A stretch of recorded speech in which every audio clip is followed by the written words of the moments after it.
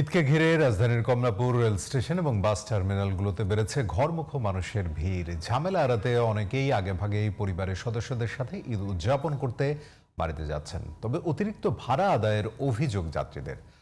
এ বিষয়ে বিস্তারিত জানাচ্ছেন মহসিন কবির।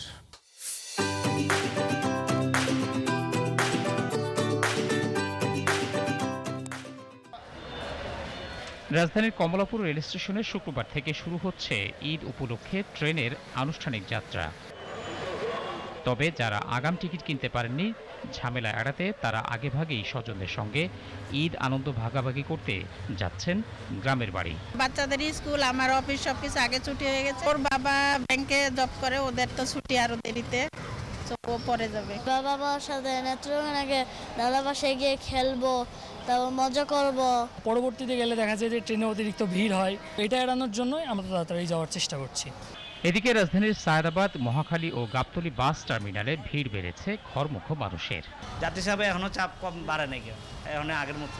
ঝামেলা এড়ানোর জন্য কিছুটা, এবং বাড়িতে অনুষ্ঠান আছে, এই কারণে এই উপলক্ষে আগে কিছু কাজবাজ আছে, এগুলো গোছানোর জন্য আগে যাওয়া। তবে অতিরিক্ত ভাড়া আদায়ের অভিযোগ করেন যাত্রীরা।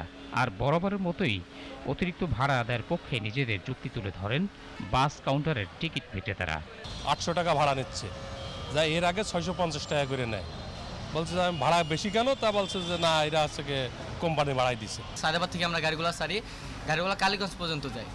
আমাদের যাত্রী যেখানে নামুক না কেন কালীগঞ্জের ভাড়া দিতে হবে ফার্স্ট টু লাস্ট, কারণ আমাদের গাড়িগুলো আসার সময় খালি আসে। সাধারণত ভাড়া নেয় হলো 300 টাকা, এখন নিতেছে হলো 500, স্বাভাবিকভাবে 200 টাকা বেশি। এদিকে দিনের তুলনায় সন্ধ্যায় যাত্রীদের ভিড় আরও বেশি থাকে বলে জানান পরিবহন শ্রমিকরা। মহসিন কবির, জিটিভি নিউজ, ঢাকা।